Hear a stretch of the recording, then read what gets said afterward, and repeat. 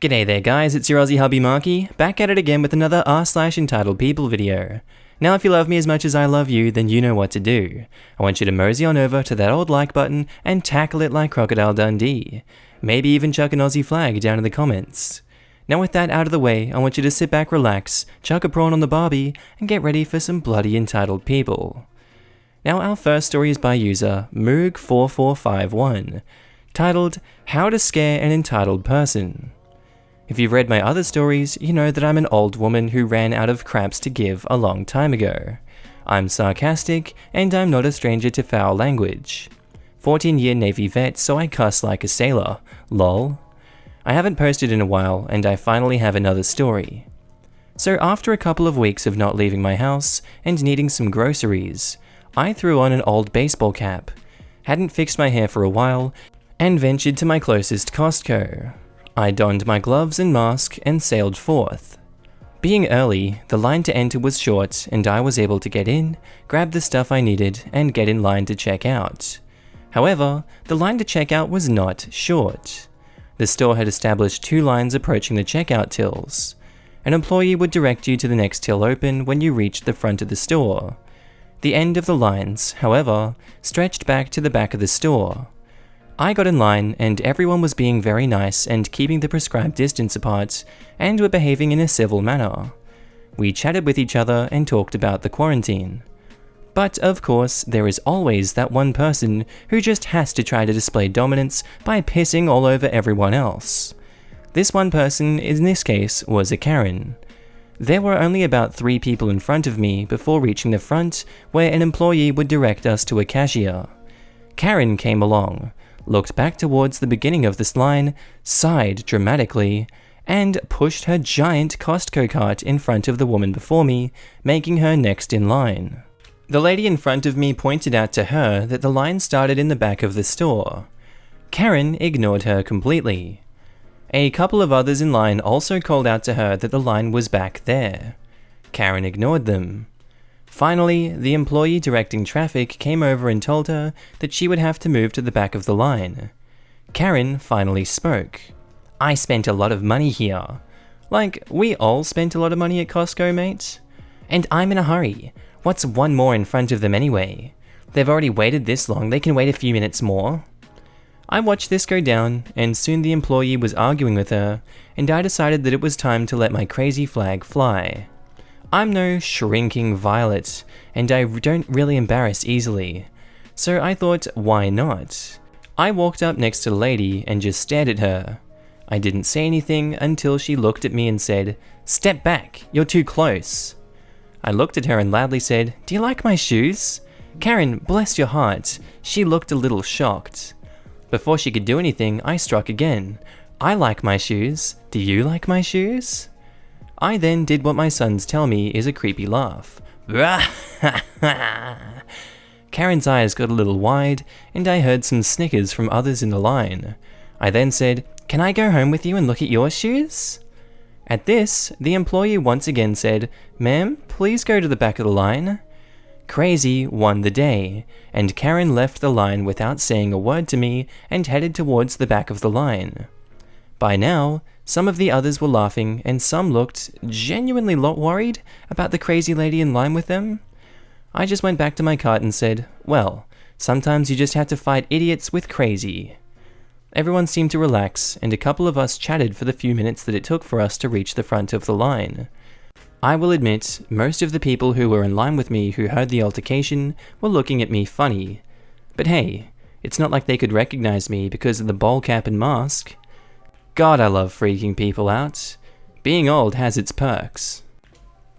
And our next post is by user Lemon123 Facey Face, titled, Proposing at People's Weddings is Not Okay.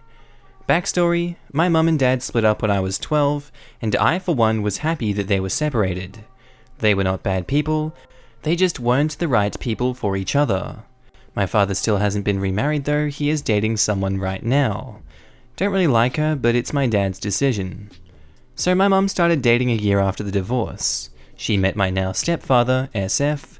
He had a son who I became quite close to, considering my biological brother went to live with my dad while I lived with my mum. So when my mum announced her wedding, we were all excited. So then stepfather's son becomes my official stepbrother. Okay, we're done with the backstory, now on to the real story. My stepbrother and his girlfriend of 3 years were getting married. Now, girlfriend just happens to be my best friend, so I was very excited for them. I was chosen to be the maid of honor, and my biological brother was the best man. We were all that close. My SB's best friend, A=jerk, was one of the groomsmen. I never really liked the jerk, because he was a total creep and always tried to hit on me when my stepbrother wasn't there. Stepbrother is quite protective, so I didn't tell him, or he would have been arrested for murder. Also, I can stand up for myself.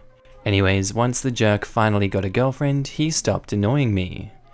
So during the planning of the wedding, nothing crazy happened, apart from the normal wedding stress. We invited almost everyone we knew, and it was going to be great. Or so we thought. The big day arrives and everyone is ecstatic. The ceremony was beautiful and everything went great. Then the reception came. It was going great. The groom and bride plus the bridesmaids and groomsmen were all seated at a table at the front of the venue while the guests were sitting in front of us. So they were facing our table. Everyone was giving speeches and enjoying the food. Then, out of nowhere, A stands up and takes the mic and says that he has something important to say. That's the jerk. We're all confused as he finished his speech, but we let him talk. I wish we hadn't. He asks his girlfriend to come up to the table, and I already know where this is going. He starts a speech on how much he loves her, and how much they were meant for each other. She's smiling, but I think she didn't want this to happen now, of all the times. He then kneels down and pulls a ring out of his pocket, and asks her to marry him. She says yes. They start running around showing people the ring, all the while my best friend looked like she was going to cry. My stepbrother and biological brother were whispering to each other. I couldn't hear what they were saying. Finally, my mum gets up to remind everyone that this was her son's wedding and that we should stop talking about someone else's engagement. Everyone was quiet. Suddenly, we hear this banshee scream.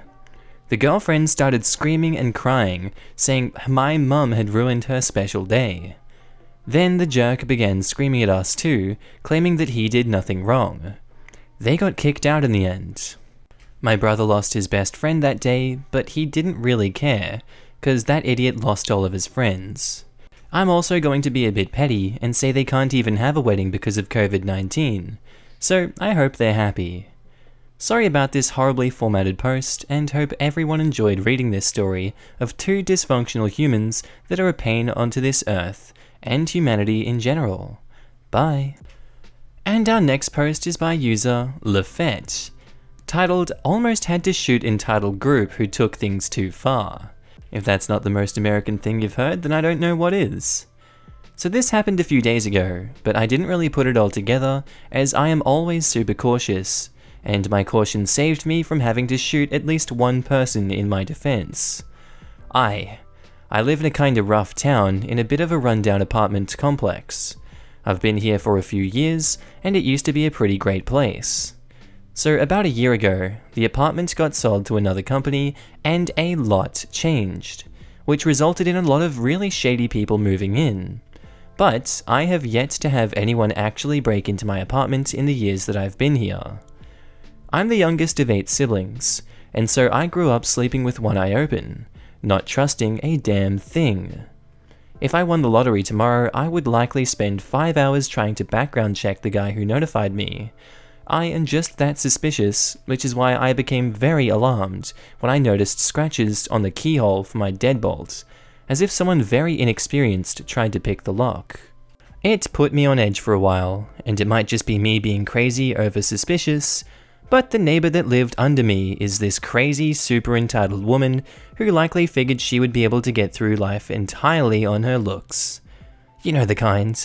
Not Karen level, really, really pretty girl, but she knows it, and yeah. Basically, there's a new car out the front every other week, as my neighbor says that she goes through boyfriends like toilet paper, and they pay most of her rent until they have a big fight, he leaves, and she gets a new boyfriend, rinse and repeat. Now, what really makes her entitled, other than likely never paying her own rent with her own money in her entire life, is the fact that every time she runs into me, or literally anyone outside their apartment, she drops a huge sob story that changes ever so slightly as she gains experience. A story she's told to me about 3 times to her credit, it gets sadder and more believable every time. But I can tell something's up when a woman is asking for money while wearing makeup, designer clothes, expensive perfume to cover the horrid stink of cannabis and cigarettes, which she constantly smokes in her apartment, stinking up mine all day. But according to her, she's fleeing her abusive, overly religious dad who abused and disowned her because she was bi. This eventually became because I was pregnant outside of wedlock. He called me a dirty, Satan-possessed bitch and kicked me out. But I've already heard her giving the sob story to someone, saying it was because she was dating a black guy, because she was lesbian, because she was a Buddhist, because a Democrat, because she was vegan, and on and on and on. Basically, once the "oh, you poor dear" comes out, it's "I need to borrow your car and $5,000. Slight exaggeration, but you get the point. Now, with the plague going on lately, she seems to have become extra desperate to try and beg supplies off of people, hanging out at the mailboxes and pestering anyone who came to check their mail, but also to dig through the pile. The pile was just this spot where people would put stuff that still had some value, even if it's not a lot, so that others could get at it. I got a great little crock pot, which I washed with extreme prejudice, and it still works. Just great. Side note, who else agrees that crock pots are great investments? I'm still yet to get a really good one for myself, but I'm looking forward to it. But I ran into Entitled Woman as I was coming home from work. I work long shifts, and just want to get into my apartment, read, shower, and sleep. So I was only mildly amused at the new sob story about how she didn't have any toilet paper and how she and her baby boy had to use their socks with tears in her eyes. Note, she doesn't have a child, and if she did, it would probably die in their apartment, which is basically a 24/7 hotbox of tobacco cannabis smoke, so thick that you can't see your own hand in front of your face.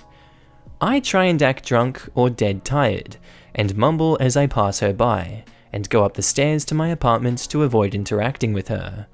But I get this strange glare from her current boyfriend, the kind of glare that you'd expect a prison inmate to make. I find this rather odd as I am freaking huge, and not many people give me the stink eye. I'm really kind and calm, even though I have very low patience for BS. But you wouldn't guess it, as I'm 6'7" and covered in scars. I've got a lot of mild superficial injuries in the military.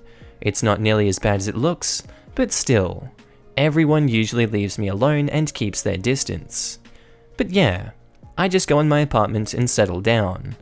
I can hear Entitled Woman outside, talking to everyone that will hear her and her boyfriend occasionally. And every once in a while he says something that sounds like a question you get asked right before you get mugged, but there's no loud noises. And trust me, I was worried and listening, because we still have a few people here. Sweet old ladies who could easily be overpowered. And they are just wonderful, sweet people who check up on me every once in a while, as I live alone and many of them have full-on outlived their families and always like to have someone to talk to. Now, the real dangerous part happened right at about 2 in the morning. I had already laid down and been asleep for a few hours. But I wake suddenly as there is a rhythmic knocking on my door.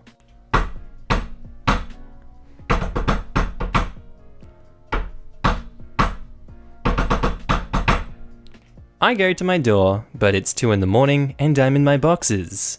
I am not opening the door unless someone has a damned warrant and a bloody battering ram. I look through the peephole and it's Entitled Woman. She looks very drunk and she also sounds very drunk, stammering about something to do with her clothes and telling me to let her in because it's cold outside. I'm watching through the peephole and groan. "You have the wrong apartment. You're one more down. I'm not ground level, I am up level from the street, and she's at street level. It's not very believable that she got lost." She starts saying something akin to drunkenly, "Open up and I'll rock your world, baby." Oh. I look through this peephole, and I'm not made of stone. I have to look twice to make sure what I thought it was at first. Not Medusa, don't worry. Entitled woman has taken off her shirt and is bare-breasted, looking to dry hump my door handle. Mind you, she is very beautiful. But I keep in mind she sounds drunk, and she's been with a different man every other week for as long as I have known she existed, and probably longer. So, I just reaffirm that she's at the wrong door and to go away. I noisily called the police for more her sake than mine, but I think she was under the impression that I was bluffing. The police say they'll try and do something, but not to expect much, as with the plague, things are crazy busy. I just want to go back to sleep, but she is now pounding on my door, and I sigh loudly before going and getting away to get her to leave. It's a great tactic, you should really try it. I am very intentional and firm with my movements, so every step makes loud noises. I want her to hear pshomp, pshomp, chomp, chomp, chomp, clack, clack, as I've loaded 5 00 buckshot shells into my shotgun and racked it loudly. God damn. The knocking stops and I hear multiple sets of feet scamper. I'm happy the bluff worked and I unload, store and lock up my shotgun again. I was a little too annoyed and concerned to just fall back to sleep, but I get concerned when I hear a voice. I can't be sure, but I think it's entitled woman and her boyfriend speaking just 1 floor down. "You pushed it too hard. We could have gotten him to open up. He has a gun. Let's just try something else." Granted, I was tired. It was 1 floor below me and outside. This is just what it sounded like. But lo and behold, about a half hour later, I get a call from the police about the random drunk woman banging on my door. I don't remember exactly what they said, but it sounded like they had picked someone up and were simply asking if someone was still banging on my door. The wording was odd, and seemed to imply they had picked up the entitled woman and her boyfriend, or maybe I'm just reaching. But my apartment hasn't smelled like tobacco in a while, and yesterday her car got towed. I don't hear any noises below me. Personally, I think they just tried the same thing to someone else further away and the cops picked them up. But the crazy thing is, I was so tired, I hadn't thought of all this. I figured she was just really drunk and just got lost. It's only when I had a decent sleep and noticed her car towed that I really got down to thinking about it and decided to write this. The gun came out as I am very well trained and can safely load and run an obstacle course with any of my guns in my sleep. I take it very seriously and am always happy to see that no matter how tired I am, all my gun safety measures are obeyed, taking them out and putting them back, loading and unloading ammunition. Long story short, I took out the gun because I knew I was more than competent with it, and the noise the clackety thing makes is certain to shoo away even the most hardened of thugs from your door. I still don't know quite what to think about it. I don't know if they're really gone or if they would have actually attacked me had I opened the door. I'm just happy I didn't have to find out and possibly take their lives from them to save my own. And our next post is by user Mayo the Stale Meme, titled, "Got commissioned and threatened to provide a service not paid for." Oh boy, this is a fun one.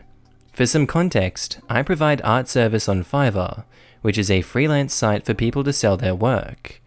This particular order was of a reference sheet for a character, and it's important to explain how Fiverr works. I have 3 tiers of order: basic, standard, and premium. All 3 are clearly listed in what they provide, and you can easily look through examples of each tier. Now for the story. This customer decided to commission me after seeing my work on Discord. This becomes important later. They said they were unfamiliar with the site, and not once did I say they had to. They chose to order.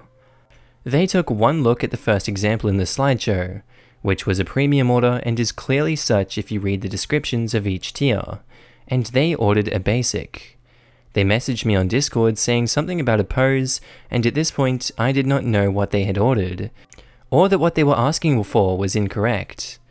I check the order, and I'm instantly confused as to what they mean by posing, as that's only in premium orders. I assume it was like any other person not quite reading correctly and make them their sketch. This is when they kick off. They tried to complain it wasn't what was advertised, and I explained the tier difference. This was too hard for them to understand. They then decided to take to the public Discord server we met in and say do not commission OP for anything. They use false advertising on their Fiverr to sell you something you never agreed on. I responded with questioning why exactly they posted that in a public server, instead of dealing with it privately, and this is when they lost their marbles.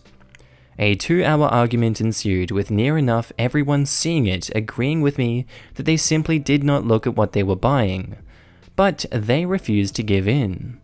I asked to mutually cancel the order and refund their $5 and they refused. I later asked twice more and they refused both times. They then threatened to destroy everything I've worked for, slandering me if I did not give them a service they didn't pay for. The exact things they said follow as such. It's not a threat, it's a promise. If you don't deliver what I paid for, I will give you a bad rating and make sure everyone knows. And after I questioned why they wouldn't just cancel. Absolutely not before I find out how to drag your name through the mud some. They then tried to say they were forced to use an unfamiliar site, which is complete BS, as they chose to commission me and were not forced into anything. They are still refusing to admit they are wrong. I was told the story would belong here, so here it is. Thankfully, Fiverr support is great and they were happy to cancel the order for me to save me from any backlash this degenerate of a person wanted to cause me, which I am very grateful for. Here's to not having another insane customer. Alright guys, that's the end of the episode today. Sorry I left this one way too late at night and I've had a bit too much to drink. So it's kind of, not the best time for me to be reading through all this. I slowly got a bit too much more into me throughout the course of this one. Obviously that's TMI, but I just wanted to be transparent with where I'm at right now. I hope you guys had a good day, night sleep, whatever you're up to. I hope you're enjoying this quarantine. Hope you have a nice glass of wine to listen to these stories with and probably watch the new Tiger King documentary on Netflix. I've yet to watch it myself, but I'm definitely going to be watching it in a few days. I'll see you guys later and have a good night. Bye.